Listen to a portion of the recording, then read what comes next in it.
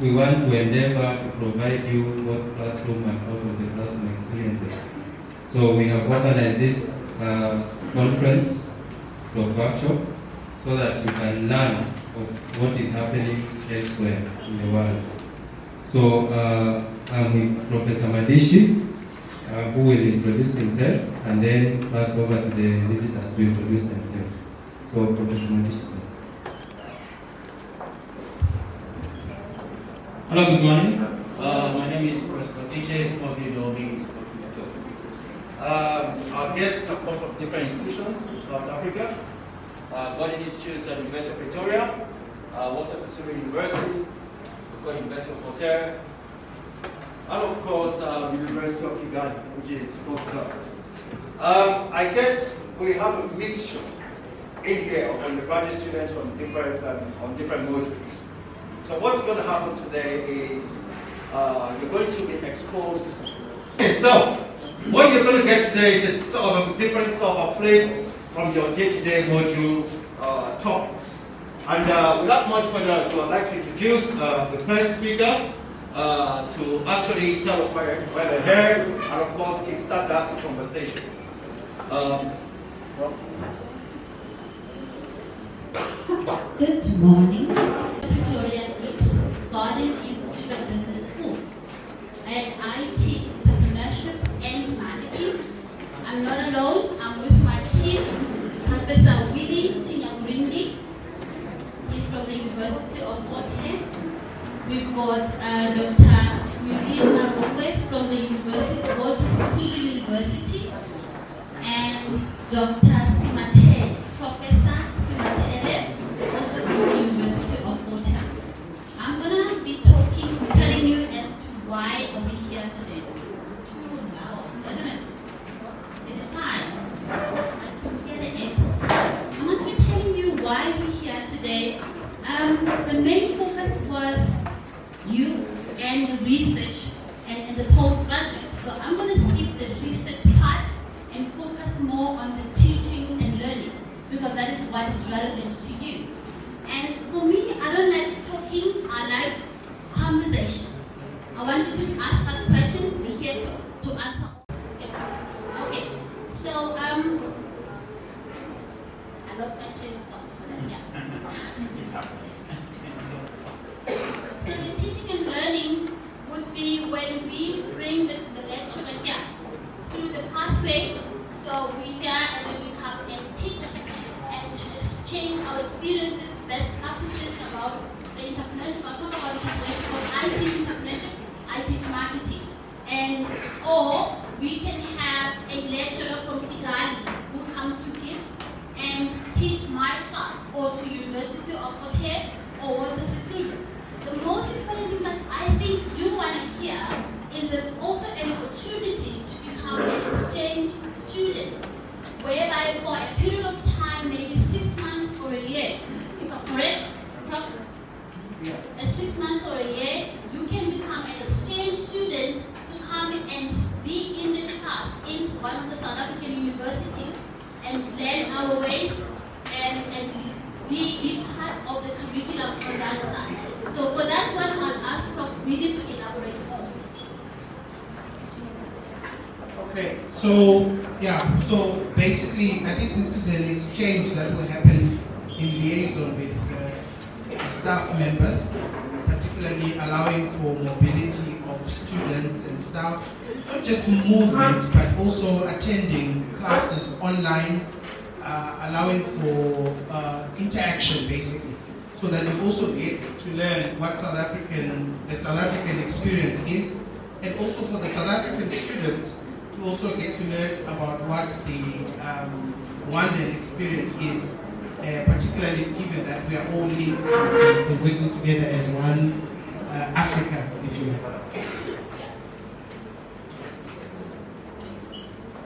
Thank you, Prof. So I want to just focus on this one. As we said, we are here to build collaborations between the Kigali and our universities, the 3 universities, through the pathways funding. So today, the next 3 days, we're going to be talking to different cohorts Today is you. We're going to be talking to the postgraduate and the staff themselves about how we can collaborate and cover these three contexts. One will be the context-relevant curriculum. We're going to be working together to review the curriculum and make it our context. I'm not going to dwell much on it because I think it's relevant for the staff.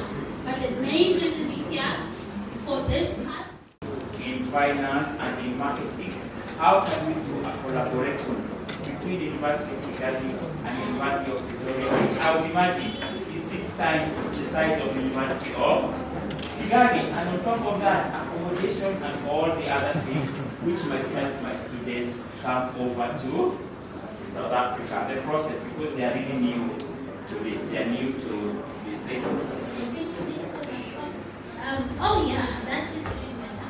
So University of Pretoria is very big, as Prof said. We have different campuses. We have education campus, where you do your teaching qualifications. We have science, we have agriculture, we have EMS, Economic and Management Sciences, which is where I'm coming from. So Economic and Management Science covers, in the bigger university, the main university, we have the Department of Business Management that has business management, entrepreneurship, and finance and accounting. And we have finance, we have marketing, and HR, human resources. So if you come to South Africa and study at the University of Pretoria, we do have campus where you can stay. The residents, we have both the male residents and the female residents who can study there. We do have IT, where you can specialize in. And I think now you need to ask me questions. Now you need to ask me questions. What qualification are you interested in? If you were to be an exchange student, if you were to come to South Africa, if you were to want to come and study at the University of Pretoria, what qualification would you come and study? Anyone? You don't want to come? Okay. It's me then who will come here. If I were to come here at Kigali and teach you marketing and entrepreneurship, would you attend my class? Also, you want me to come here? Oh, we'll sort that out. So thank you so much for your time, and I'll give it to my colleague. How many of us have heard of a man by the name of Abraham Maslow? Abraham Maslow. What was the most famous theory he came up with that has helped us understand human behavior and needs and so forth? So, maybe let's get the microphone.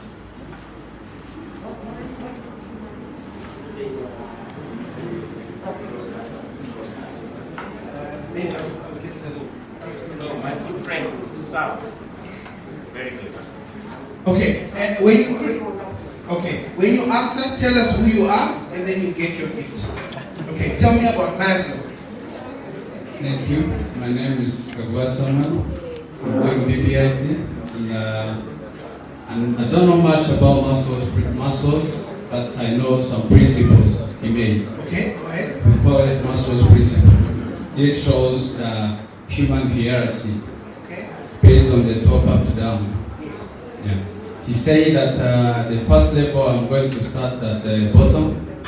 There's a level called the basic need. We just find the basic needs. Yes. So after getting basic needs, we all find the security. After security, we go to human instinct, Okay. then self-reliance. That's Okay. it. Thank you. Okay, I'll give you that. Well done. So in trying to understand what I want to talk to you about, I bring Maslow. Because Maslow was an American scholar, psychologist, who said something profound at that particular time period. And what he simply said is that all of us are in a race of life. And in the race of life, we are moving from what he called, as you rightfully said, lower order needs to higher order needs. Now, he spoke about lower order needs, food. We all had breakfast today, I hope. He spoke about a sense of security. He spoke about the highest form of need, which he called self-actualization. Now, self-actualization means that you wake up in the morning, you're not in a period of worry, everything is just perfect. But what we must learn from that theory is that that theory was located in a particular context. So I want to talk to you about this word here. You're going to be hearing it a lot. It's called decolonization. And what I want to share with you are what some of my undergraduate students like you, when I ask them to say, okay, if you were to change anything about what you have been taught, what would you change? If you were to change anything of how you have been taught, what would you change?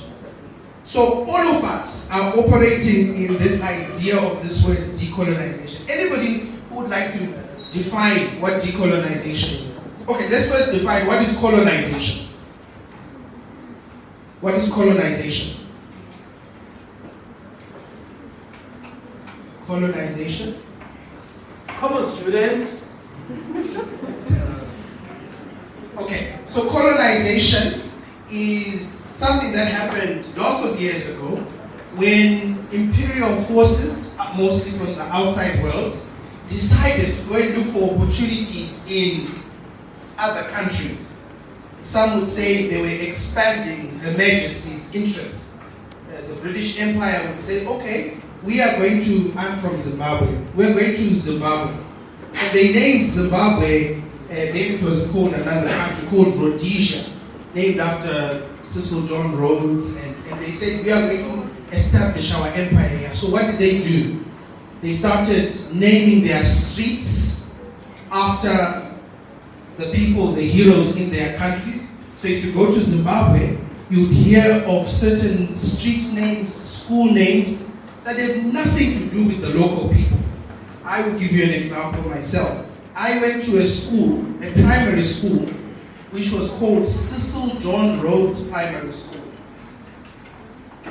I went to a high school, which was called Churchill Boys High School. And what you see is a pattern that is emerging, that all these schools were named after people from outside the British Empire. What also happened? They started changing the way we learn, the knowledge and the books that we take in. So we started being taught history. I started learning about the British Empire. I started learning about how the British Empire fought people like in Kenya, Kenyatta. I started learning about the British Empire fighting Hare. You know, what else happened? The language. English became the predominant language in my country. In other African countries, French and you name it. So what we are now trying to argue is that we have been mixed with this colonial mindset, and there is need to decolonize. In other words, we must remove that and find a purely African, unique experience about us as Africans. How many are Africans this morning? Okay? Only a few Africans here. So we must be proud to be Africans. We must be proud to be Africans. And so what this presentation is going to do, as a lecturer with 15, 16 years experience, I started going to my undergraduate students like you, and I started asking them, guys, it's the end of the first year. You're first year, right? I want you to tell me your experiences about learning in the context that we are in. So this is part of a presentation. What are some of the things that universities need to change? Okay, universities must change. In fact, somebody said the greatest change that must come from a university, because by virtue of knowledge in itself, knowledge is ongoing. So one of the things we must change, and I'm going to give you examples, is the curriculum. That's a big word. the curriculum simply talks about two things: what is taught and how we are taught. So let me give you an example. Undergraduate student like you, I go into my first psychology class, I walk in, and we were about 250 of us in the class, and then as we walk in, a lecturer walks in, and in the dynamic we'll have to talk about it. It was a white lecturer who walks in, and as they step up to the front to talk to us, they start speaking, "Good morning everyone, welcome to this class," and the most famous line that you hear as an undergraduate student at that university: "I wish to tell you good news and bad news." The good news is some of you are going to pass this module. The bad news is the majority of you are going to have to repeat this module. And that sent shivers to everybody. What was the second thing they did? The lecturer was the one who was in charge of the knowledge production. So the lecturer will be the one who tells you what to study, what not to study. What are some of the things they did? The theories, we spoke about Maslow right now. And so one of the things in the decolonial time that we are in is to change those two things: how we are taught and what is taught. And actually, if you look at it, we are the substance of how we are taught and what we are taught. And I've learned it subsequently in my years. The system of education must change. What's the common things that we do when we are learning? We are taught how to memorize. Okay, so I'll tell you. What was the fastest way to learn the planets of the solar system? Mnemonics. My very energetic mother just sends us snow porridge. Mars, Venus, and so that got built up into the system. And so what did we start doing? We started learning and cramming, but in the learning and cramming, something also happened. We negated the value of what we call indigenous knowledge. So right now, if you go to Lake Kivu, there are communities that are there that know how to prepare fish. We had fish last night in a special way that they know. In fact, let me tell the story about my colleagues. On Monday, we were in the hotel. We said we wanted tilapia. And they said, "Oh, we'll make tilapia for you." And they brought tilapia as fillets. We want the prepared, the Rwandan way. And so do you see the differences that happen in terms of how messages are conveyed and interpreted? The other thing that must change, you as students are important. I want everybody to stand up and say, "I am important." Come on, let's stand up, just say, "I am important." Come on, everybody. 1, 2, 3. I am important. Okay. You don't think you're important? I'll tell you why you're important. Because at the center of this decolonization is the need to put students first. That's what it is about. Okay? The other day, I've got a son, he's 8 years old. He was showing me how to use TikTok. Because I don't know how to use TikTok. So he was actually showing me, this is how you, 8 years old. And then I realized that this places this importance that we have with students. So now, remember, this was research with students like you. I want to tell you more about the research now. So, what I then did, I teach a module called Strategic Management. And at the end of the year, we usually give students evaluation forms. I then say, I want to invite the students to stay behind. And then I say to them, I want you to tell me about your experiences. What did you enjoy about the module? What did you not enjoy? And how does it link with this aspect of decolonization? And these were some of the findings. I'm going to go straight to the findings to save time. So, one of the first findings was the necessity for us to define, I've used a fancy word there, but we must define what decolonization is. So, put simply, the students were telling me that if we are going to change the education system, we must start finding examples that we can relate with. Who is the most famous businessman in Rwanda? The most famous businessman in Rwanda. Okay, there's a prize to be won. Sir, Well, for me, I don't know something. tell me more about him. What makes him famous? He's called Mjomba. Okay, He's called Mr. Mjomba, who owns a lot of trucks. okay, He owns real estate. yes. He's in grocery. He's almost every an enterprising man. He does a lot of things. Very, very enterprising. Okay. Can I then ask you a question? Go ahead. Do you integrate some of the experiences of that business person into your teaching as a lecturer? Absolutely. And why is that important? That is important because it forms to them, it gives them an idea that one can be done Okay? with proper ideas of everything is possible. With them, I also tell them it's not just about having the whole education, it's integrating the ideas and combining with their own environment to make a meaningful impact in terms of business. Thank you. So what we're saying, what the students were trying to tell me is that when you come and teach us entrepreneurship, do not come and tell us about people who we don't know. There's a guy, famous guy, he's called. So what did he do? He went with his own money, he created posters written in the local language of the village where he stayed, and he started putting up those posters. And then somebody saw that and said, look, we're going to sponsor you because what you're simply doing is that you're promoting the language so that people get the message clearly.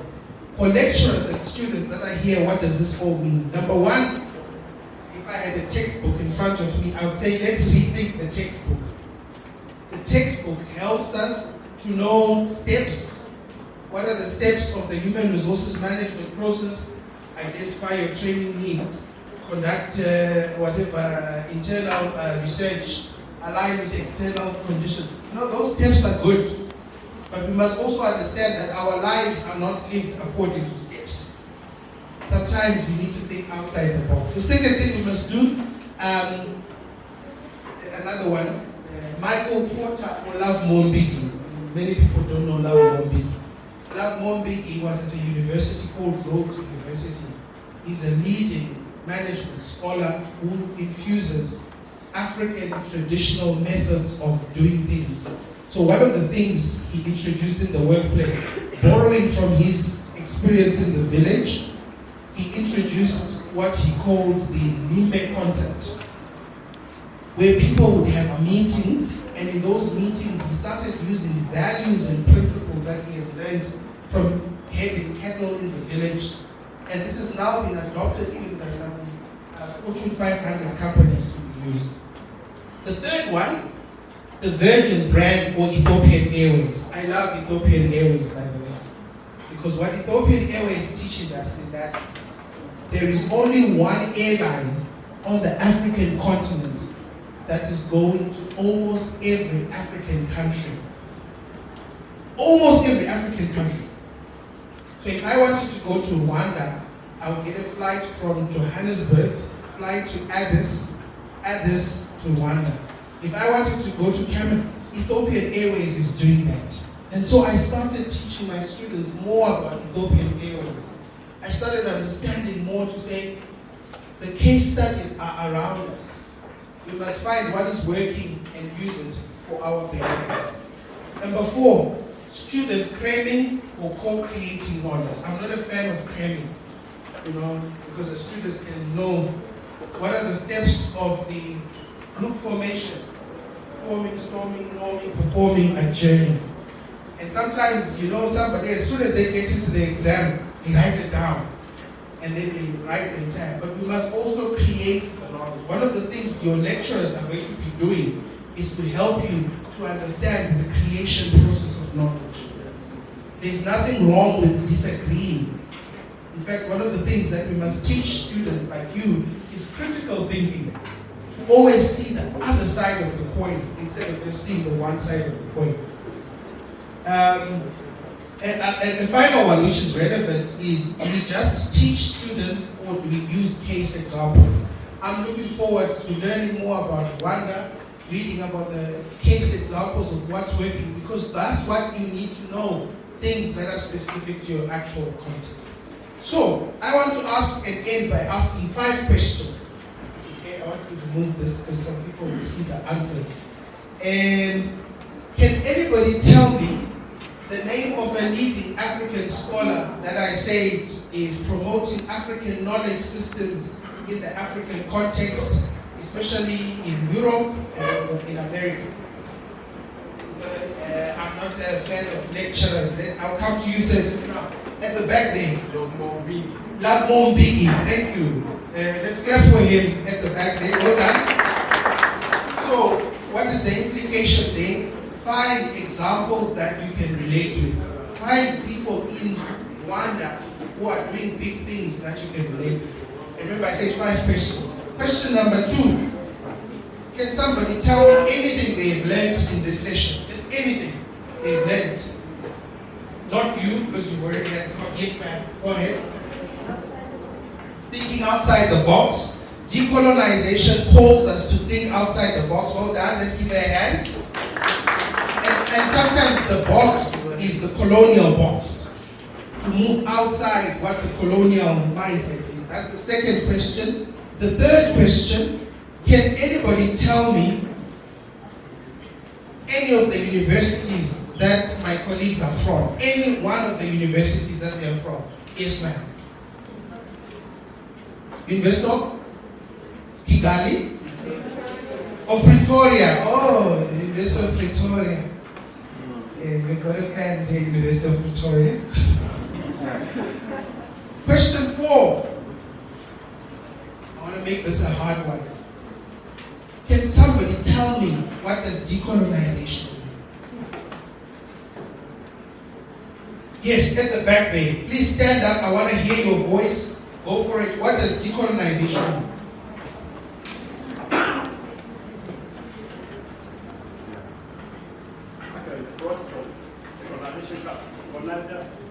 Becoming independent country. First of it, colonization became independent. Okay, to become independent of other thinking and promote what? What are we promoting in decolonization?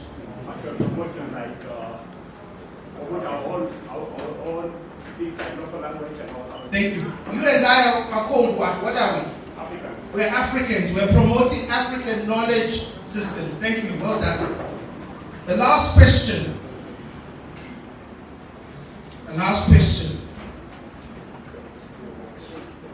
I said that one of the things that we must do is to find examples that we can relate with. Can anyone give me an example of someone from Rwanda that they look up to, who they think can have significance all across the African continent? Anyone? A famous person? Yes, sir. Your president. I don't know his name. Please tell me more. I know his name, but I just want to have a conversation with him. You want the microphone? Okay. Tell me more. I like the energy. Let's go for it. Yeah. Please stand up. I want to. Yeah. I would like to know this person before I talk about my person. Go ahead. His name is President Paul Kagame. Paul Kagame. Yeah, I Okay. choose him not only Africa and also him, but the whole world knows about him. Yeah. He did a lot of things in Rwanda, not only Rwanda but all Africa. Kagame brought about the conciliation between Rwandans. He brought about infrastructures, security, and not only security in the country but also away from the country. He's giving like support to other countries like Sudan, Darfur, Cabo Delgado, and elsewhere. So I'm proud of him and we are proud of him as Rwandans, and he's so amazing person to ever be in my life. Now, I want to say something to you. One of the things I learned from him last week, he said something so profound. He says that there can never be unity in Africa until Africans are one. And I thought about it, what does he mean? He's simply saying this business of us being divided merely perpetuates the colonization agenda. And I also have great respect. So I want to thank you for attending the session, and I thank you for your participation, and I want to encourage you. You are important, You are the future, not only of Rwanda, but you're the future of this beautiful continent of ours. Promote your African identity. Be proud of who you are as African students, scholars, practitioners. Thank you.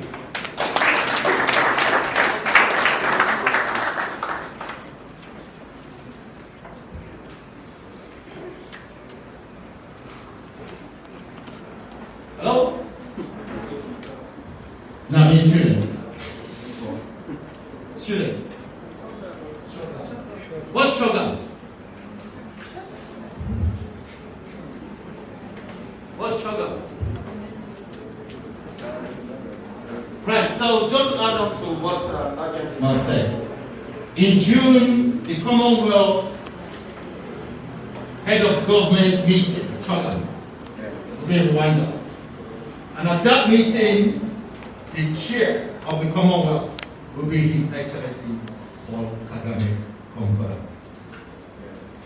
Okay?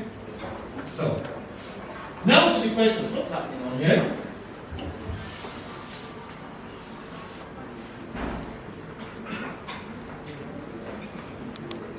Right, I know the next speaker is going to be touching on teaching, learning, and assessment. So based on that, I'm sure many of my students must have known about Maslow, Porter, Richard Branson, because these are some of the names that I mentioned. And of course, the local businesses like Hare, Motors, and Yange, all those conglomerates. Now the question I want to ask students next, just two questions quickly. Question number 6. What's your preference as students? Case-based teaching or just teaching? Anyone? Put your hands up. And you're probably up for a prize. Yeah. Right, so that means one over there. We like case-based teaching. Case-based teaching. So that's quite interesting. Do you have any particular example of case-based teaching that you've encountered that makes you like it so much? For example, our lecturer Hare has given us a lot of case, like active learning. So we've been having a lot of learning. So that's why I've got interested in case teaching. You already preempted my next question, which is active learning versus passive learning. So it takes us to the issue of cramming. Yeah? What are the basis of market segmentation? Demographic, psychographic, and behavioral, that's it. Speak, eat it, go, buy it. No processing. Right? So it's very important. And I think that is something that is quite good to know.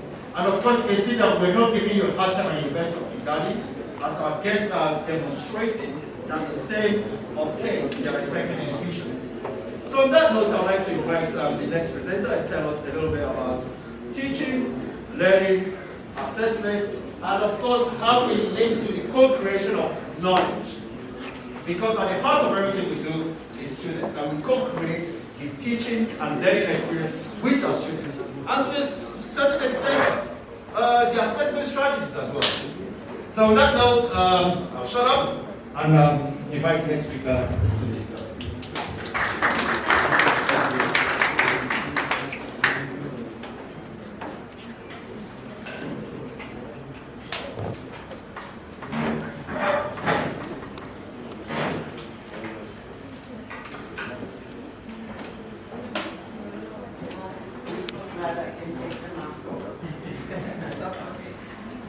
Are you over your skills? No. Second years? Let's see the number of first years. First years? Second years? No, you can't say all of you. People are shaking their heads. Speak for yourself. First years? Second years? Third years? Fourth years? No years? I think we have a number of no years in this room. Right? Okay, so my presentation, I don't know if I should call it a presentation, really, it's going to be largely a discussion. Now, I have a really bad habit. If people don't volunteer in class, I volunteer people. So if I don't get people talking, I'm going to volunteer all of you. and you have to speak when I volunteer you. So prepare yourself to be volunteer. Okay. So what I'm going to do now is link to what Prof. Willie was just talking about. I have literally one slide, right? And some of Prof kind of took away some of what I was going to talk about. And I'm going to talk about teaching and learning and assessment in the context of decolonization. Because it's really important that when we have something like this, that it just doesn't end up in your memory, oh, we had some visitors from South Africa, and then they talked about this and then it ends, right? It must be something that makes a difference in the way that you learn and in the way that we teach, right, as lecturers. So the first, I'll go back to what we talked about, memorizing versus questioning. Now, I want honest answers, right? Don't give us answers you think we want to hear. Tell us the truth. What is your favorite mode of learning? Memorizing, not as question. So how do you like to learn? You? Me, when I'm doing my revision, I first memorize, then after I ask myself some questions. Why do you ask the question? So know If you remember what you memorized. Ne? Anybody else? Yeah? Yes, please. Maybe we should give them a mic.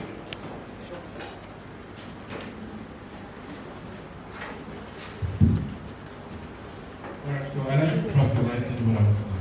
Okay, tell me, give us an example. For example, I do animation course and the reason why I like that is because it's practical. I like to enjoy it.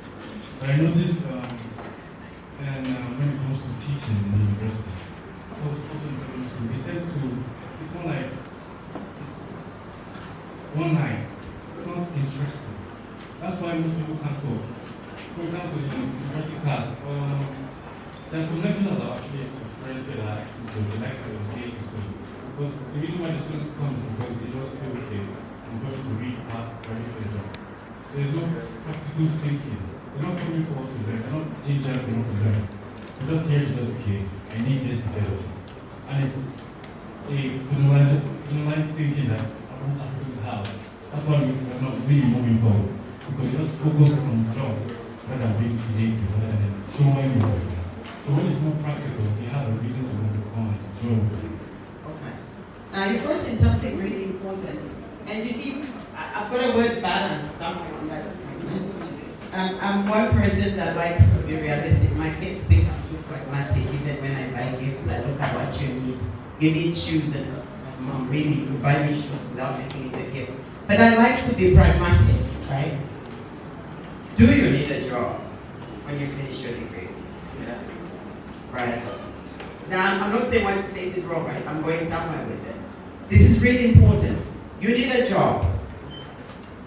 So when you come to the university, at the end of your degree, you want a job. Am I correct? What made you choose the degree that you chose? Now I'm coming back to that point of enjoying what you do in class. What made you pick the degree that you... Are there any economists in the room? I'm an economist. Any economists in the room? No economists? I'm the only economist? Wait, just the two of us? Ah. No, but the economics in the making. The economists in the making? Is a process. Okay, so they all study economics at some level. And I tell them economics is the matter of business. It is. Right? You cannot so do business they are all without in economics one way or another. Okay, so somebody volunteer what degree are you doing? Any? What degree are you doing? Yeah? Huh? Business information. Why did you pick that degree?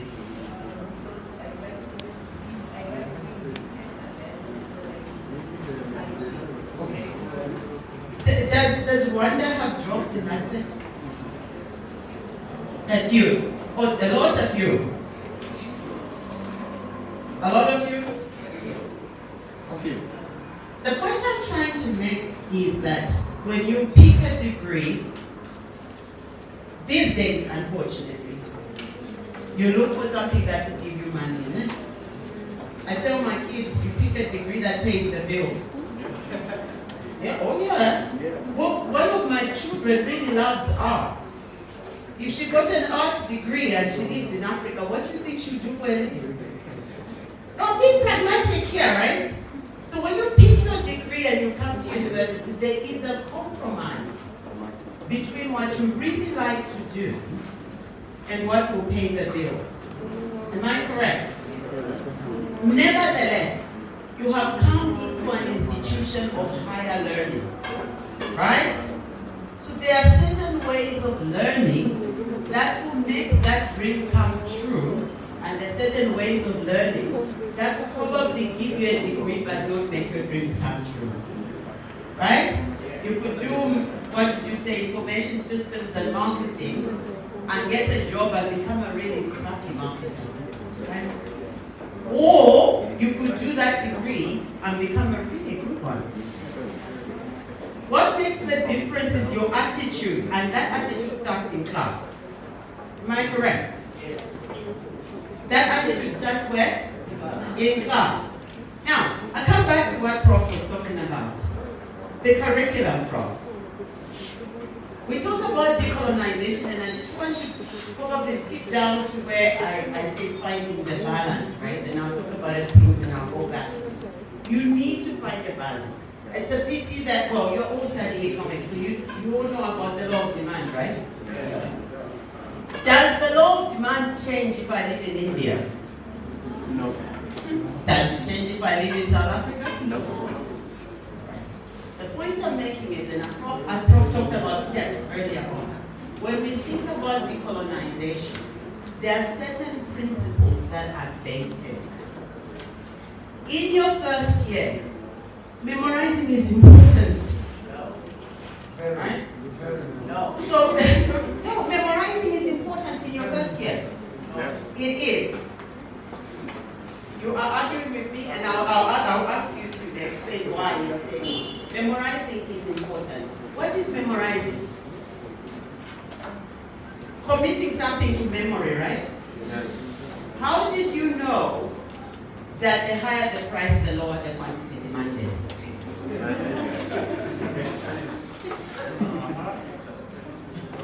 I memorized it. You memorized it. The first thing when you encountered the law of demand, you memorized it. But lifelong learning demands that you go beyond memorizing. Now that the teacher has taught me, has drawn it, I love to draw. Okay, in my head I'm drawing, right? Alright, price, quantity, demand. Correct? Yes. Demand curve is downward sloping. The first day you encountered that, you did not experience it. You learned it by memorizing it. And then, if your teacher, the teacher who taught you was a good one, they said, when you go to the market, right, and you find a table of tomatoes,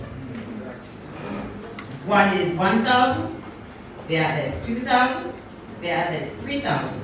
Which one are you going to buy? Then you experienced holding on other things constant. Okay. All things held constant. Quality the same. Quantity the same. Right? We see these prices. All things held constant will go for the cheaper one. Correct? If the price goes up, you will reduce the quantity that you buy, holding all other things constant. Now you start to visualize this demand curve, right? But the first time you encountered it, you had to commit that principle to memory. Okay? So what I'm trying to get at is, learning and assessment differs depending on the level you are at when you're learning. It's very important, right? So there is memorizing versus questioning. The first time you encountered the law of supply, you knew that the supply curve is upward sloping.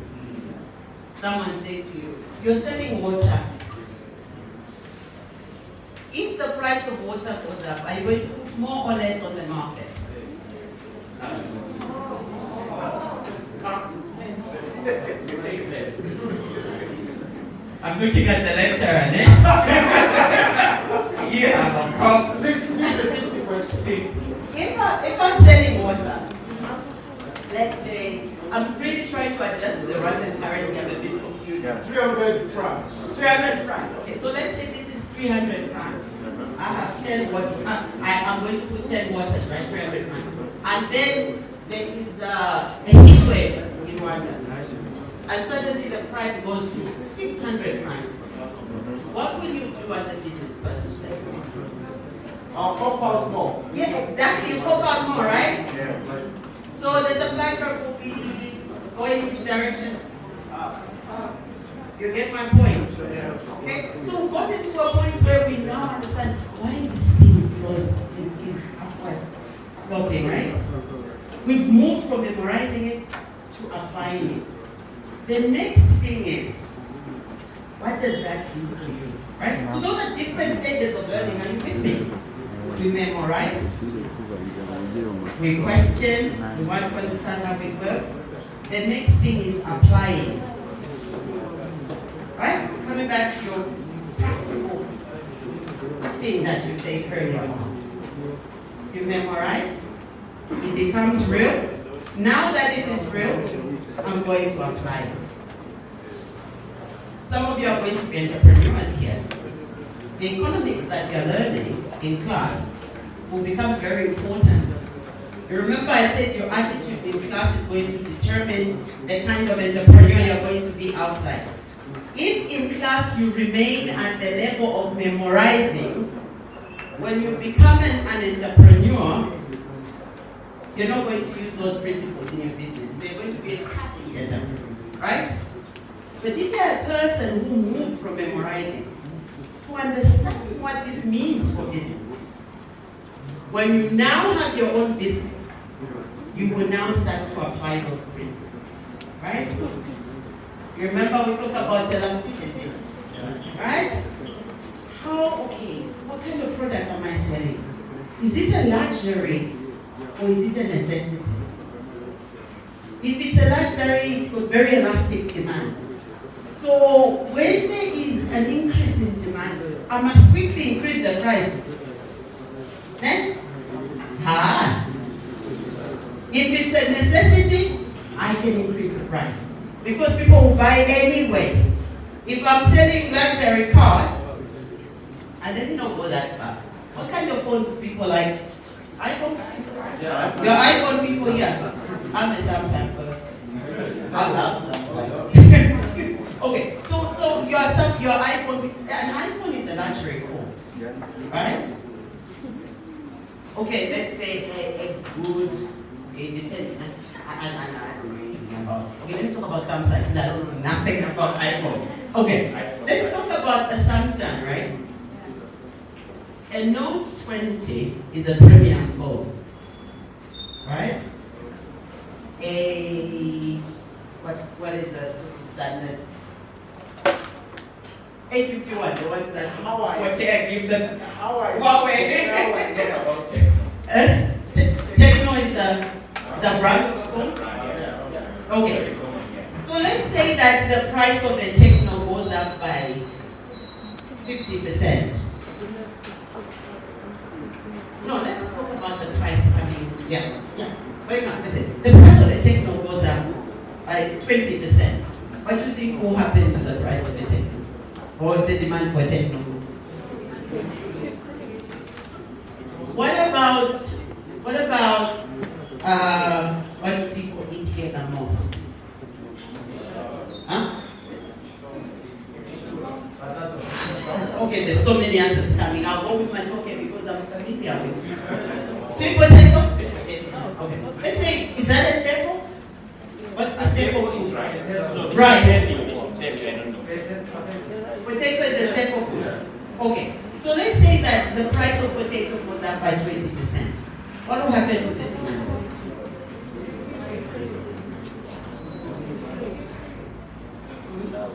I will answer this question by saying this. Irish potato may also demand increase depending on the consumer of those kind of goods. But there is substitute because you are confusing her because potato. I'm confusing you, okay. Okay, demand. If you don't take potato, maybe you will Irish potato as a substitute of the sweet potato. But if there's only potato on the market and there's no other foods, the demand will still the same because they got no choice. Okay. Thank you. You are teaching.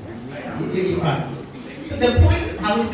So let's assume that the staple food is, when you say potato, you meant Irish potato. Okay. Let's assume that it is a staple and hold all other factors constant. Ceteris paribus. It's all other factors constant, right? What we will expect is that people will still continue to do what? To consume. Now, you own a market store. I went to the market yesterday, so I think the way people sell in here is the same that we sell in South Africa. Yeah, I'm from Zambia, right? So you've got this concept that this is a substitute, this is a complement. In a business, that's going to affect how you are going to change your prices because you were concentrating in class and not memorizing. However, now let's move on to the next step, right? We've talked about memorizing questions. Let's bring it to the classroom. You talked about practical. Prof. Willie talked about case studies. That's for business management. As economists, we hardly ever use case studies. I don't ever remember encountering a case study. How would you, as students, like to see practicals in economics? How do you bring a practical into the classroom for economics? Because you must learn economics, right? I don't know how it is here, Prof. But we, in our school, I'm from the Faculty of Management and Commerce. That's the dean of school. Oh, this is the dean, yes. Okay. So I know how you teach it here, but for us, all the programs have the economics component. At the university where I used to teach, I remember when I was appointed to the university that I used to teach at, and I was given 900 students in the first year because all the courses in the business school had to do equal one. What is it? Equal 1. Yes. Equal 120. They had to do equal 120. So everybody had to do equal 120. So you've done equal 120, and this is a principles course, right? What you're doing in equal 120 is learning the principles, the demand, the substitution, the complementarity, and so on and so on. How do you bring a practical component? As students, what would you like to see in class? Now, okay, let's go for a moment. I'm going to come back to you because you didn't like the concept of memorizing. So I want to hear from you. How would you teach that the principles without memorizing? Can I hear from others? Yes, please. Sorry, the mic.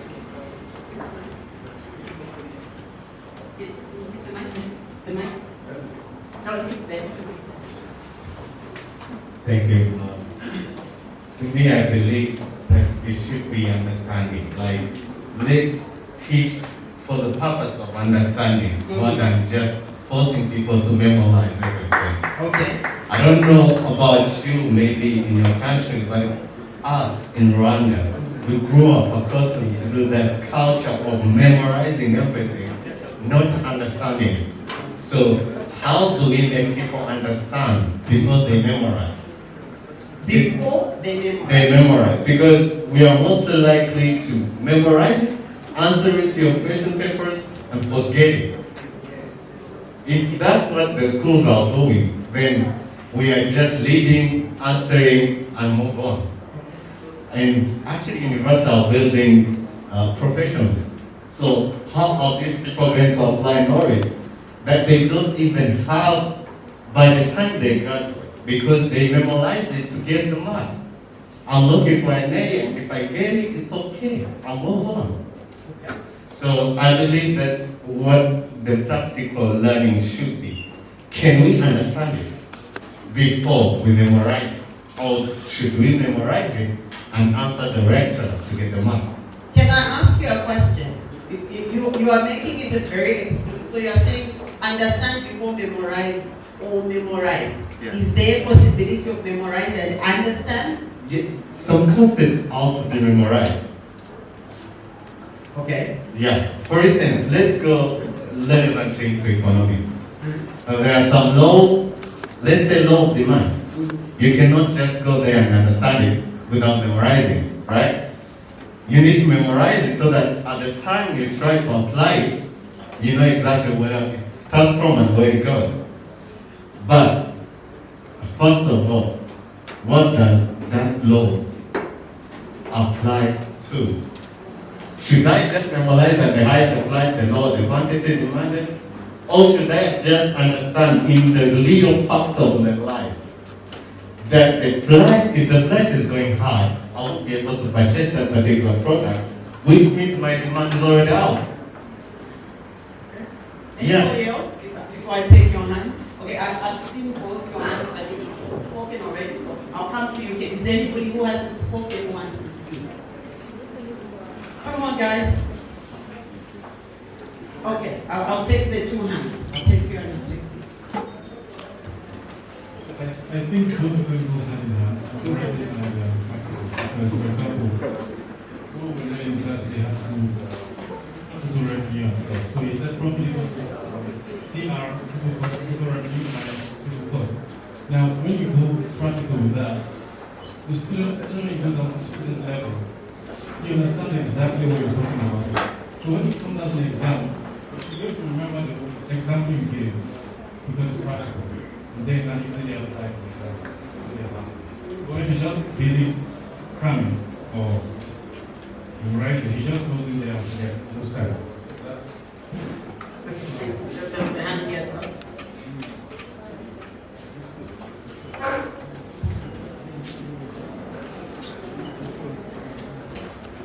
Thank you again, and I'm still on my side of memorizing first. Because I believe that memorizing is a step that leads you to understand. You can't understand before memorizing. You first memorize, then understand what you memorize. Let me give you some example. Here in class, lecturer always give us something like class activities. Like when we learn about demand curve, we first he projects something there, then he explains to us. Then after he said, he give an example, then he said to everyone, take somewhere to write. He used this strategy, then let me call threatening us. Sorry, sir. It was the perfect one. He said, write your red number, your name, and I'm going to collect that. So in that time, everyone focus, open the minds. When he said, draw the demand curve, we draw. But after we draw, before we draw, we first memorize what we are drawing. So in that case, you can't understand it, you can't understand something without first memorize. You first memorize because I believe memorize is a step that leads you to understand. Thank you. Okay, I'll take only two more hands and then I'll move on. I'll take this lady here. She did not, let me let her speak. She didn't put her hand up, but she's vigorously shaking her head. And so I want to hear from her, and then I'll go to him, and then we'll continue. Okay, please go on and tell us why you were just going this way the whole time. The reason why I was shaking my head was because I am not inside of him, and I agree with the points that Eddie has said. I don't understand how can you memorize on yourself before understanding what you are memorizing. Yeah, that's what I was just wondering. Why we first memorize before understanding what you're going to memorize? Okay, thank you. So we'll have you as the last one and then I continue. Otherwise, we'll stuck on this one. Okay, we'll have another opportunity.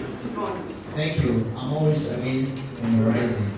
Since day one, I'm always against memorizing. Because first we need to understand it. You know why we need to understand it? We as a students to a university already, we need to understand to create our own answers. You don't need to take answers from you always, no. You have to tell us and understand and create our own thing. That's why Africans don't have a lot of philosophers, discoverers. No, we are always memorizing things and we are not moving out the books. You understand? But if you understand, you can create your own way of living or solving the problem. And use of things. For instance, you rectors, you have to teach us according to the use of two things that you teach first. If I'm in marketing and you are doing the whole statistics, what are you doing to me? I'm like, why? You have to give me things that I will use in a job where I will be. Like in economics, let's take an example of economics. There is a lot of things like calculations. I'm not from mathematics first, I'm in marketing, and you're bringing some calculations to me. You're like, you're killing me. Why these things to me? Why? Like there is a drawings in economics, these curves and a lot of things. I'm not in art. I'm not an art student. And you're bringing some curves, drawing, you're like, you're comparing my mind. So I'm like, let me give you an example. Hold on. It's a conclusion. Okay, guys, we have to see you from the line. Okay. Economy is a beautiful subject. It's a beautiful cause. But because in economics, we meet things that we experience in our daily life, like demand, also demand, like everything. But when you bring about curves, like I'm sure 100%, since you've been studying economics, not in the class, when I graduate, in my job, I will not draw any graph. Oh yes, you will. I will not draw a graph. Maybe in my mind, but I'm like, you rectors, please tell us and give us things that we use in our daily life and that will after the class. Thank you. I have started your voice. I've started your voice. Okay. Let Dr. Marongwe would like to weigh in on the discussion.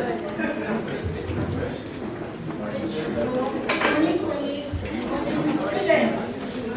Yeah, I'm Marongwe, Newlyn from Motshedisi University, and this debate is kind of interesting. All what I want to say is that it's an ongoing debate that we can never win. But I wanted to say, from a psychological point of view, it depends on the nature of the student. And it takes us back to what Prof. Willie presented on. Sometimes it is the nature of the curriculum that forces our students to memorize. But the good thing is that they should be understanding first before memorizing. Once you memorize something and you miss a word, you miss you miss that, everything is wrong. And also, I wanted to say, as an ongoing debate that we can never agree on, again, it depends on the nature of the questions that are given to us by our lecturers. There are certain questions that are forcing us to memorize. There are certain questions that are forcing us to do copy and paste. Yet, he talked about critical thinking. Critical thinking is whereby you have to apply something that is authentic, relate it into your living. But what is happening is that our curriculum needs a lot to be desired. Yet, we are still going back to what was happening before. Instead of us creating knowledge, what are we doing? We are memorizing Piaget, we are memorizing Maslow, we are memorizing everything. So in short, Prof, let me end by saying it's an ongoing debate that we cannot win. Let's conclude. Thank you.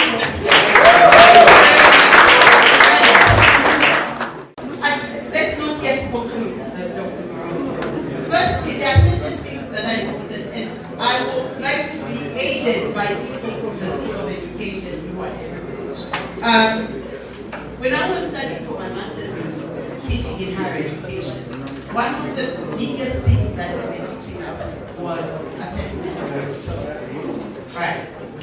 So the way you learn, memorizing is important, understanding is important, practical is important. There are 4 things that I would like to use maybe to get to the conclusion, because I mean we can conclude. First, people learn in different ways. That is very important. We have kinetic learners, we have auditory learners, we have visual learners. I'm a mix of auditory and visual. The subjects where I never even had to study after that, I had very dramatic lectures. Once they teach me, I don't even need to go back to the textbook. I'll remember everything they say. Once you draw a graph, my friend, I will not forget. Graphs are very important in my life. I'm a visual learner. There are people who learn only by reading. If it's not written down, you can talk all you like, and you can draw as many graphs as you like. That person is not going to learn anything because they don't learn that way. Right? You talked about Piaget and other, go online. I was really hoping, but the internet is not working great. I was hoping to post something on the screen which you could see, and so you could assess yourself and see what kind of learner you are. For you to be a successful learner in higher education and university, you must know how you learn. Not everyone learns the way you learn. Not everyone learns the way you learn. People in this room learn in different ways. That's very important to remember. Just because someone says, I don't like memorizing, doesn't mean the next person doesn't learn by memorizing. It's very important.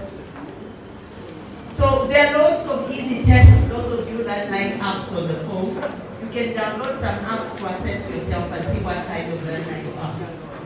That's very important. Once upon in my life, I was what they call in that institution director of the economics program. So I was responsible for orientation of the economics students and all that. But one of the things that we always did at the beginning was to make students do this assessment so that you can figure out what kind of learner you are. Then you can maximize on those kinds of ways of learning in class. And that's why a good teacher does not teach in the same way. A good teacher makes sure that there is some talking involved, there's some drawing involved, there's some practical something going on, so that they cover the whole spectrum and all the students can learn in the best way that they learn. So you as a student must figure out what is the best way that I learn. You say you memorize and then you go through questions. That's fine. Okay? So that's the first thing. People learn differently. Figure out how you learn and maximize on how you learn. The second thing, now we might not like this, especially those of you that don't like memorizing. But learning differs at the university. In the first year, you are going to largely rely on memorizing and taking it up to understanding, Dr. Marongwe. Because in first year, we teach principles. That's correct. We teach principles. You must memorize the principles and then understand what they mean. It is a required, there's just no way you can learn a principle without memorizing that principle. Did you want to say something? Thank you. I think I have a question. And my question is maybe a little bit complicated, and being a psychology student, you can reply in a better way. Here I am thinking a two ways. Learning through memorization and learning through your experience. About these two, which one is the best one? Learning through memorization or learning through your experience? Before you reply, I'm giving the experience. Where I came from, we have the 29 states. 29 states means province. When I was in, junior classes, that time we have the 21 states. Our lecturers, they said, you go and memorize the name of the province and their capital. Till today, no need for know the name of the province and their capital. Even till today, which I memorized 20, 30 years before, today I have the memory. I fully support for me. The memorization is a good way to go ahead. If you have something different, you can.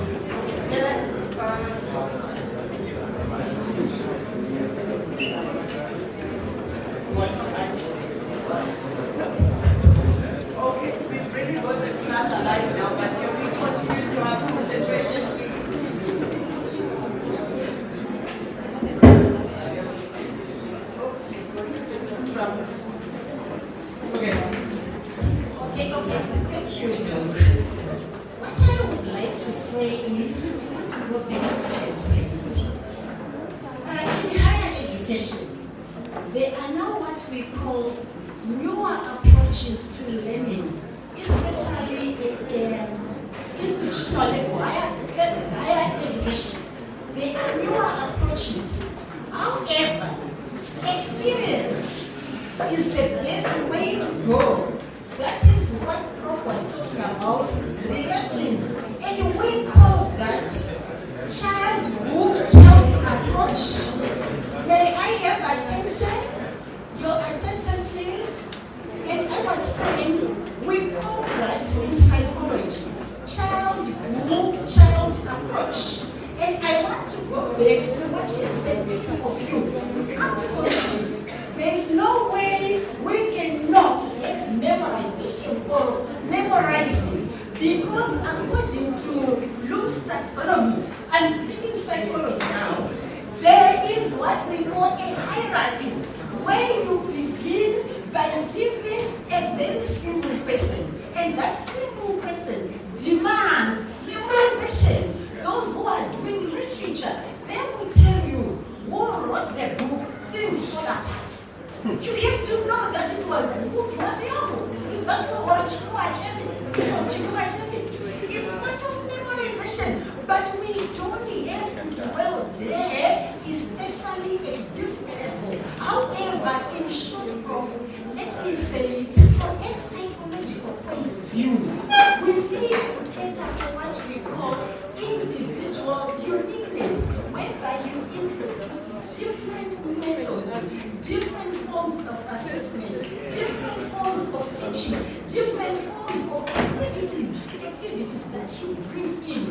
Because at the end of the day, there are newer researches, as I'm talking to you right now, that are disapproving the use of memorization, which they call rote learning. It leads to what we call docility, being docile, whereby a student does not think, a student does not create knowledge. However, I'm saying the nature of our curriculum. I want to end by saying, Prof, there was a message that was circulating in South Africa that was saying, oh, okay, I was distracted by those two. A message that was circulating. Yes. Yes, thank you. A message that was circulating in South Africa on WhatsApp. It was saying, in America, in UK, they say in class, oh, how do we make money in an EMS class? And when it comes to Africa, they will ask you, what is the biggest continent? Now you see. What is the biggest continent? And yet in America and Europe, they are saying, how do you make money? Thank you. Thank you very much. I think the discussion is sort of making me go further back. So I hope I remember where I stopped, right? I stopped by saying first, you learn differently, right? Yes. People learn differently. There are people who learn by memorizing, there are people who learn visually, who learn in different ways. That's the first thing. The point I was on before we got here was saying that, and I was on Bloom's taxonomy that Dr. Marongwe, which is basically in the first year, largely you are learning principles. Am I still okay with time? In the first year, you are largely learning principles. So memorization to understanding plays a greater role in your knowledge. Because you are learning, why is that? Because you are learning long established principles in your disciplines. That's very important. We are not saying once you memorize, that's the end of it. Right? We say memorize, question, understand. Correct? That's how you do it. Because you are learning principles. The third point I want to make is it depends on the discipline. How are you going to learn history if you don't memorize? Okay? How are you going to learn history if you don't memorize? Let me just respond to that. What you said actually touched on a little bit in terms of literature and all that. I've done every possible subject on that. Some I'm interested in, others I'm not interested in. Yeah. If I'm not interested in the subject and I need to pass it, I memorize it and pass it and move on my life. Yeah? So that's something that's quite interesting. So when it comes to disciplines, something like law, for example, Eric versus Doreen 1922, who's supposed to want to learn that? You memorize it. How do you argue your case in court without memorizing a similar situation in different contexts? So I think it all depends on the disciplines. And of course, literature. When you have to memorize, I did a bit of literature. What's my business with Macbeth? Talking about decolonization. But you need to know who said this, when, and on what occasion. You memorize those stuff. You throw it back, pass the ball, and move on. Yeah? But if you're thinking long term, then you need to understand. So that's just my thought. Thank you so much. I will not go back on that. I think it's been clarified. My fourth point is, and so you move on. First year, memorizing. Second year, the subjects change, right? For instance, and I just want to go back to the example that you made before it's lost in translation of Marongwe. That WhatsApp.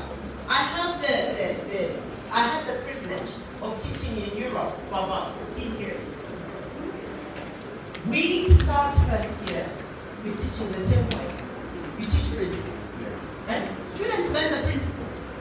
Now there is a difference in the sense that the point you are making is, for instance, in daycare, right? In daycare they concentrate on making things. Like the kids go to preschool and they are making things. I don't know about Rwanda, but the daycares in Zambia, they take kids and they start teaching them the alphabet. Right? My kids spent their first few years in Sweden, and when they went to daycare, they spent 70% of their time making things. In Sweden, they don't take children to school before they are 7 years old. Children must be children until they are 7. They must play, they must do what children do. And then when they are 7, they go to school. The problem we have, I think, in Africa is we have a competition of who's got the smartest kid, right? So we want our children to go to school when they are 3, 4 years old. And we put pressure on them to perform, and they perform to their mind. That's a completely different story. But we're talking about education, higher education. In higher education, even in Europe, we start with principles. We teach them to memorize those principles and apply them. I told you earlier that I had the opportunity of being a director in charge of the economics program. And I think it was 2009 when we revamped the whole curriculum. And the purpose of that revamping was to introduce employability skills into teaching economics. And one of the things that we did was that we introduced work-based learning in the second year. It's easy in certain disciplines, it's not that easy in economics because of the nature of the discipline, right? But what I'm getting at is that there is that hierarchy of learning. In first year, what I'm familiar with, and I don't know the dean can speak to the local situation here, that's what I was trying to talk about earlier on. In the first year, you have your major, right? So if I'm majoring in economics, I'm going to do equal 120, I think we say. And then I will do mathematics, and I'm coming back to your issue of maths and statistics and so on. I will do mathematics, because if I don't have mathematics, by the time I get to second year and third year, I'm not going to be able to do economics. Economics largely is about change, right? We want to see if there's this change, how does it impact? How do you know that? You use mathematics. Calculus, right? You need to know statistics to be able to measure impact. In economics, we help the government make policies. Government cannot make policies by observing 20 people. We must look at how those changes impact the whole population. In order to measure that impact, you need to understand calculus. You need to understand statistics. The probability distribution is important because the way you analyze the data that you're going to analyze depends on the probability distribution of the data that you're going to analyze. So that background is very important. So now we are in second year, we're teaching you probability distribution, you can't afford to memorize. You see? Because now you know the basic distributions, what's a normal distribution, what's a Poisson distribution. You did that in first year. You understand it. Now you're in second year. How do I use those different types of distributions to choose the kind of method that I'm going to use to analyze my statistics? You've moved now to just memorizing, to say, what do I do with that knowledge that I have? Right? And then when you get to third year, we give you more economics programs. Problems. You either become a microeconomist or a macroeconomist, and now we give you data sets. We say, go to the World Bank website, download data of Rwanda. Here's the problem. How has inflation impacted poverty in Rwanda for the last 20 years? We leave you now. You learn to memorize something in first year. We gave you the statistics and the econometrics in second year. Now in third year, we want you to make a policy recommendation. You see the progression? Higher education requires you to learn, to apply. Does that make sense? So, and when it comes to assessment, because I've been asked to speak about assessment as well, the verbs that we use for assessment of the Marongwe, that's what I was trying to get off my computer, unfortunately I left my hand. We have different verbs. In first year we say describe, outline, right? By the time we get to second year we start saying discuss, explain. In third year we say critically explain, right? So the verbs, the assessment verbs change as you go up. We are responding to how we have taught you at the different levels, because we know you must go up. When you were learning at secondary school, the way you're learning was different. You get to university, the way you learn is different. So we must also assess you in the same way. We take you stage by stage. But assessment also depends on the discipline, right? Right? It depends on the discipline. Now, I want to come back to decolonization, because the concept of decolonization to the rest of us and buy some stuff from us. One of the things, of course, I said I got my PhD, one of the things that they export education, right? Education is a big thing. Lots of people go there and study, and there's a lot of research exchange with other academics and researchers from the rest of the world. How do you do that if all you can speak is your home language? And I know I'm standing here as the devil's advocate, but these are questions you must ask, right? When I first moved to South Africa 2013, 2014, there was a debate, if you remember, colleagues. There was this push to move towards teaching in the local language. Now, Rwanda is a lot smaller than South Africa. South Africa has 7 provinces. Prof, you said you have 29 provinces. South Africa has 9 provinces, largely each one with their own dialect and language, right? In the Eastern Cape, where our university is Xhosa, right? If you go to KwaZulu-Natal, it's Zulu. If you go to Gauteng, I think it's mostly Sotho, right? Sotho mixed, okay? Tswana, okay? So now if you say, okay, we are going to teach in our local language, which language are you going to teach?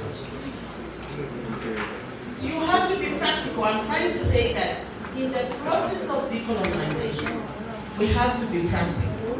First year textbooks, the principles are the same, right? The only thing I would say is that it's expensive for us to use European produced textbooks. One of the things I really like about India, they publish the books. India has 1,000 publishing houses. And I remember when I was doing my master's in Tanzania, my master's right next door. Most of the textbooks that we're using are published by India.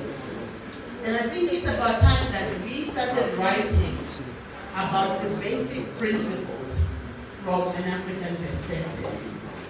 I saw a textbook that was published, was written by some West Africans, I think some Ghanaians and Nigerians, and it was financial markets from an African perspective.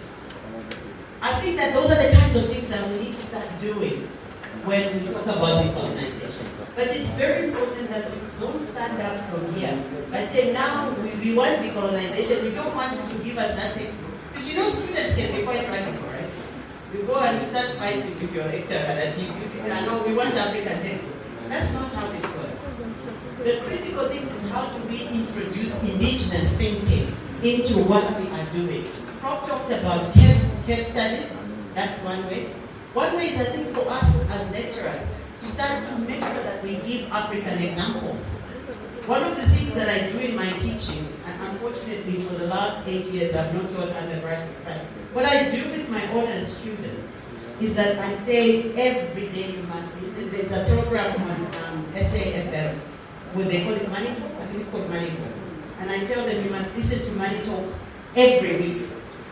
And when we get to class, we are going to talk about what they talked about in Money Talk. Every Monday, I bring in the newspaper Business Day. Business Day? Let's go to Business Day. It's like Financial Times. And we go through the newspaper. We identify the articles. How do they relate to the principles that we studied last week? Okay. So that's now you're talking about your principles and making them come alive. But we need to find a balance. It's really, really important. And I think I've talked about assessment, that we need to use local examples. Dr. Marongwe talked about the importance of newer methods of teaching. And in the newer methods of teaching, we're emphasizing understanding. But again, Dr. Marongwe, as we emphasize understanding, that's also in the process of the Hare. Now the issue is, how do you assess? In my teaching, I always make my students make presentations, without a doubt. You walk into my class, part of your assessment is going to be a presentation. And I don't pick fictitious topics. I look at what's happening in the economy, and I give my students. For instance, I say to my students, the last course that I taught, I say to them, you are going to make a presentation to the Minister of Industry and Development about export, about the South African trade policy. You are going to make proposals on the changes that need to be made post the COVID pandemic. Why do you think the COVID pandemic was important for trade? What do you think it has done to trade? Those of you that trade goes down, and what has happened with country policies? Countries have started being very inward looking, buy Rwandan, buy South African, buy British. Countries stopped emphasizing trade, they started thinking inwards, right? Because what the COVID pandemic did is that it closed the borders, and countries who were depending on trade suffered, right? So now, post the COVID pandemic, what are you going to do as the Minister of Trade and Industry to make sure that if we have another pandemic, we don't experience the same decline in trade? Okay? So that's how you make it real, right? You make it real in class.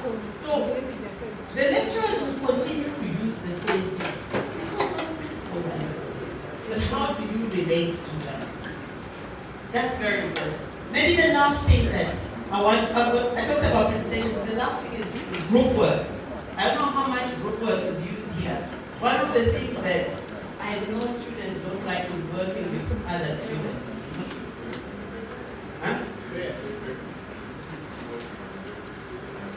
Yeah. Group assignments are very important because earlier on I talked about employability. That's one way of embedding employability skills. I'm sorry, I just wanted to make an announcement. Please, the masks need to be in their proper places.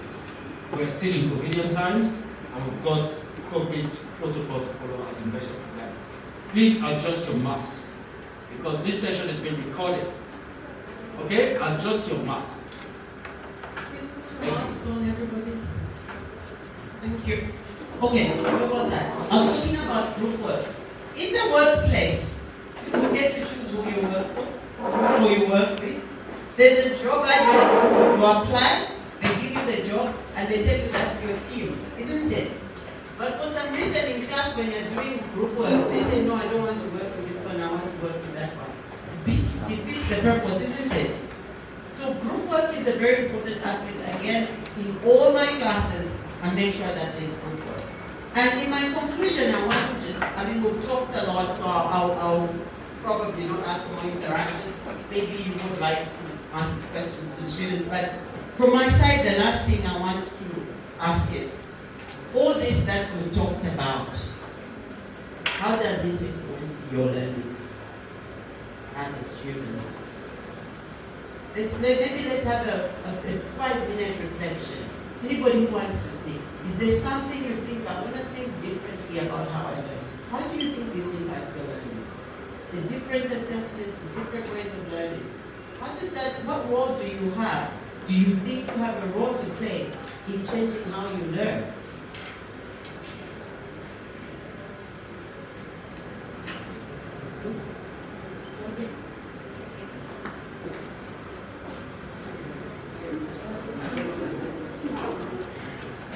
Thank you very much.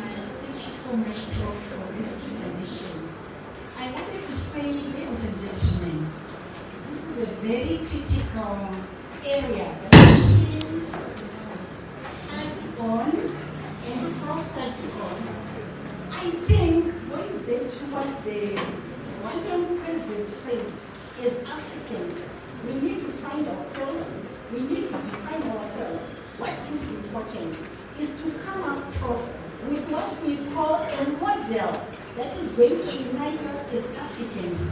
In talking decolonization, we really need to understand what is decolonization, what needs to be decolonized.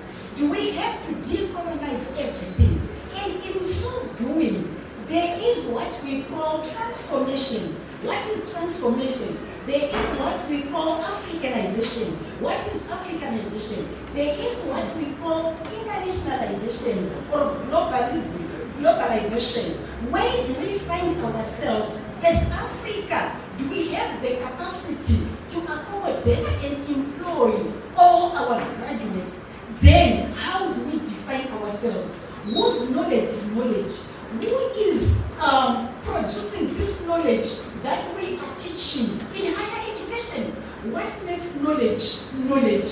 Whose knowledge? So where are we as students in our first year, in our second year, in our third year, whatever level? What are we bringing as creators of knowledge? I just wanted to say, Prof, thank you. If they don't have a person, I wanted them to ask the one person. No. Yes. Ladies and gentlemen, thank you, Prof. I thought I was going to give them a chance. Oh, yes. And then I'll come back. Does anybody want to say anything before Dr. Marongwe asks her question? Anybody?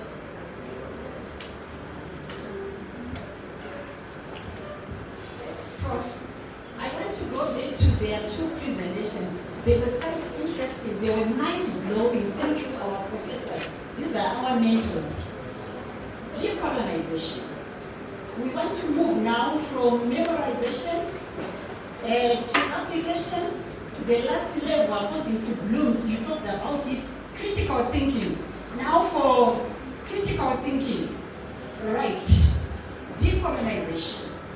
In your own understanding, based on the presentation done by Prof. Willie, what do you think needs to be decolonized and should not be decolonized? Critical thinking. Thank you, Prof. That's a practical question that demands an answer. What do you think in terms of what you've learned so far being at the University of Kigali? What do you think it needs to be decolonized? Can we have a mic? Can we have the mic?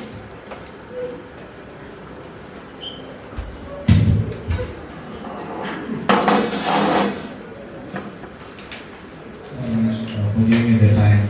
Before I answer, I would like to. We are.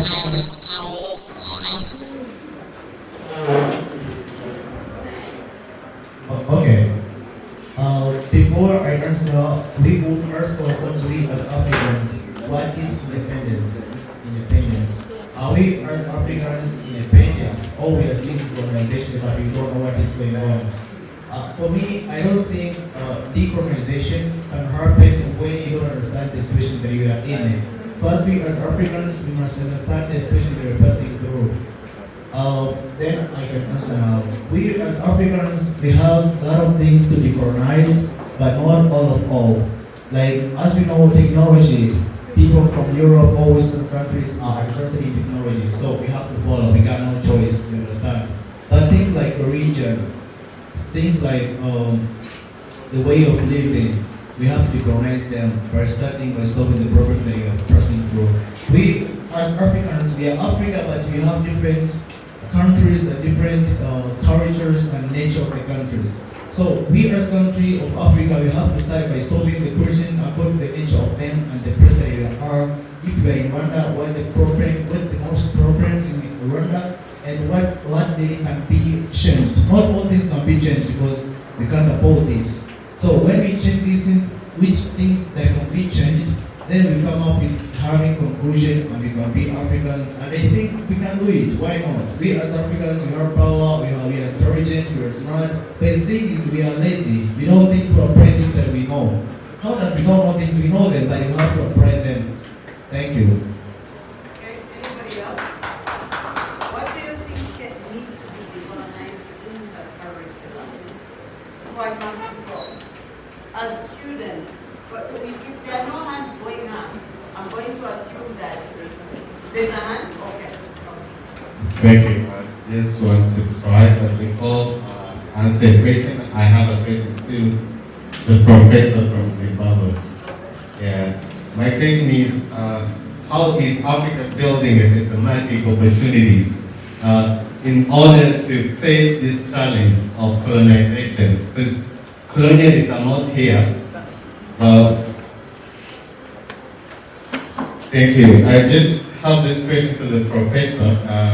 How can Africa build a systematic address to these challenges of colonization? Because they are not here, but they are significantly affecting everything that happens around us. Sometimes it comes as a policy, some other times as aid, or some other times as financial support. If we cannot financially support our institution, how are we going to decolonize them?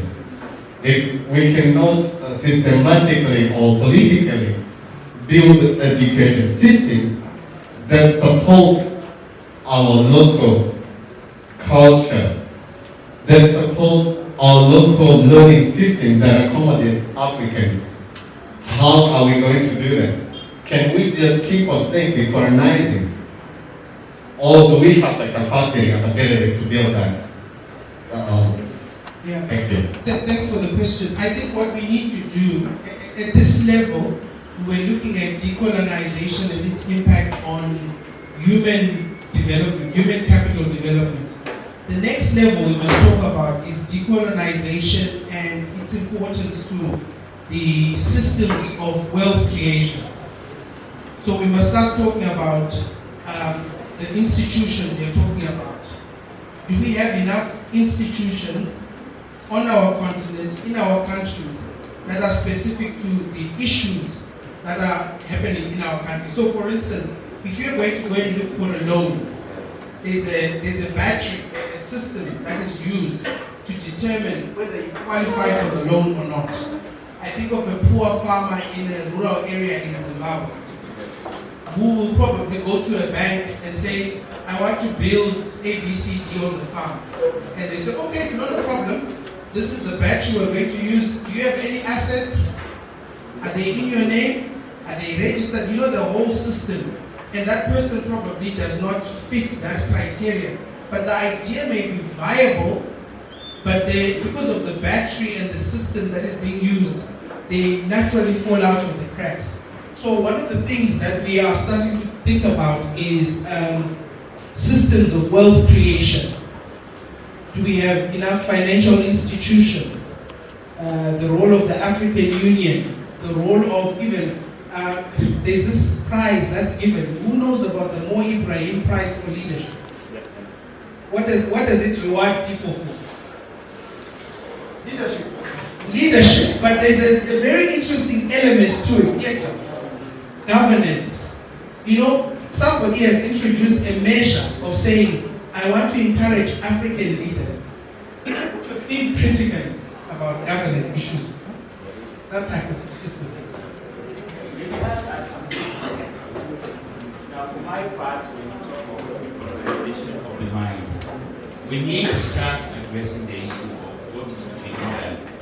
How can we become modern without being Western? And that is a critical part for us in Africa.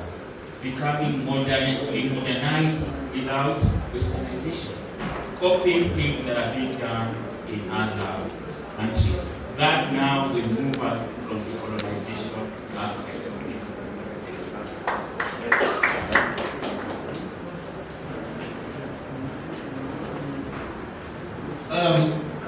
It's interesting. I'll just take you back to that when you were struggling with textbooks that were written by Africans for Africans. One of those textbooks is actually New Public Management in Africa, and the other one is Great Industries and International Business Development in Africa. I'm pleased to announce that two of the authors of these two books are actually at the University of Kigali. One of them is your student, the microphone, and the other one is the Deputy Vice Chancellor Academics / Interim Vice Chancellor.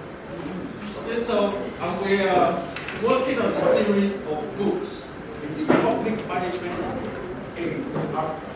So this is one way of decolonization, and of course of the curriculum, including what is actually published in textbooks that we read, use, and apply.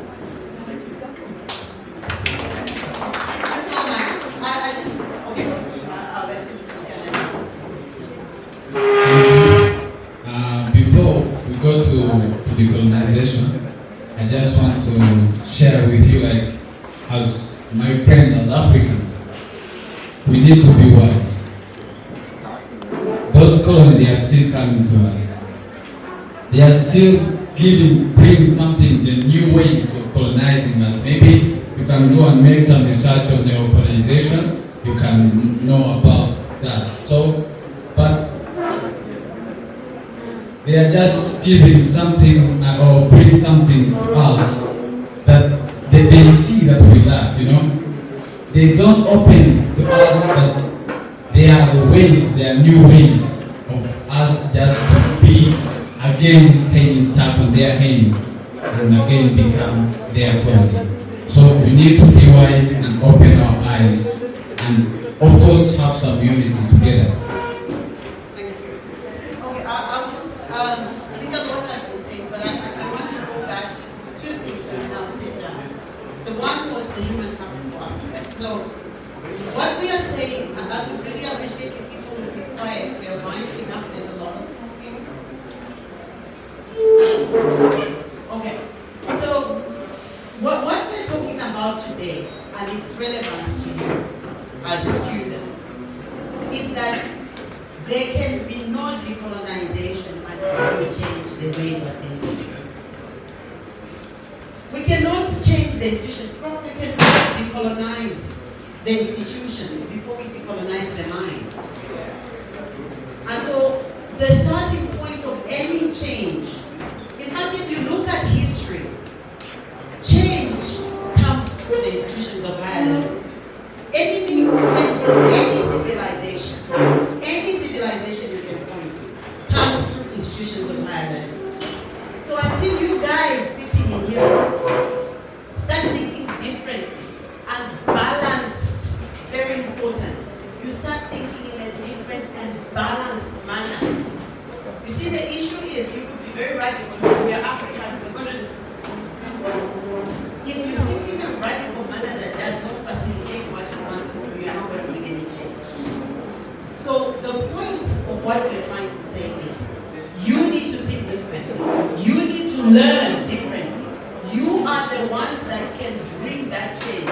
Yes, we're talking about change, but we've gone through that change system, haven't we? We've been there in that system for a long time. But we say you need to change the way you learn, what you learn, how you interact amongst each other, because you are going to be the channels of change. The last thing that I want to say is, I don't know Prof has gone out. Do you have student associations? You have student associations. That's the starting point for you to bring change. So instead of having student associations that talk about where to organize our drinking place or what outing we are going to have student associations that actually we have meaningful debates. We have introduced this idea of decolonization to you. In your next student association meeting, bring it up. Let people reflect. What is it that we want to decolonize in our institution in terms of learning? And then I want to assume you have patrons who are then use those as conduits to bring up those debates at management level so that management can implement these things. It's fantastic to see senior management is already doing that. But from your learning perspective as students, as long as you leave it to senior management and you continue to blame somebody else, you're not going to have change. You can only have change if you determine to bring the change. I think that's important. Thank you.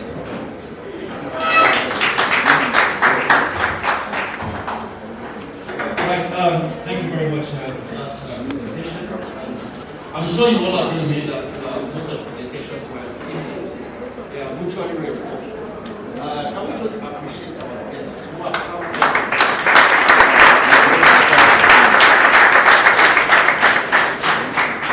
Just before we draw the program to a close, I just wanted to know if anybody had any concluding remarks.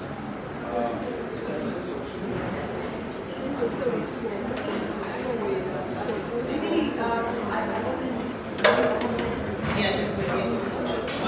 here.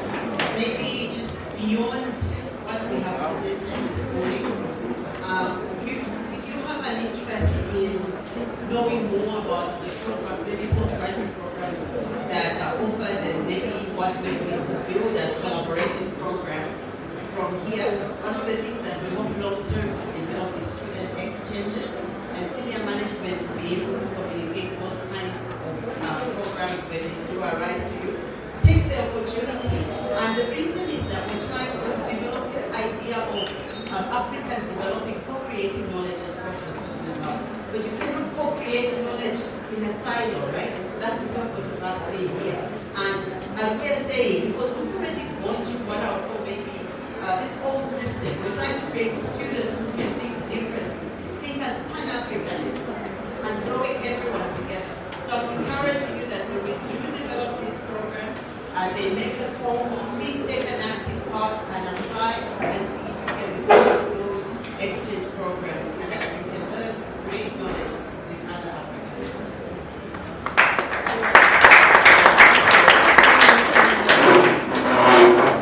Dear students, give yourselves a round of applause. Sticking out.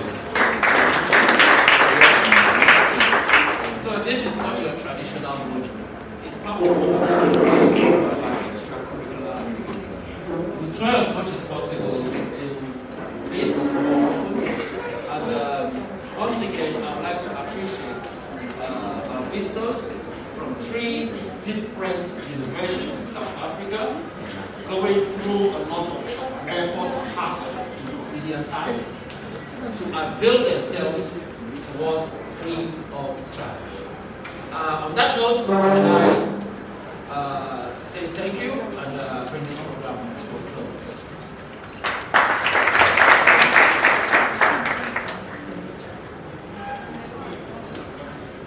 Now it's almost time, right? It's almost time for attendance. I'm joking. Now, if you have any question, any concern, any contact, they'll be here for the next 5 minutes. You can come, interact with them, and then see how best to go. Otherwise, other than that, I will see you tomorrow, inshallah. I will see you tomorrow, inshallah.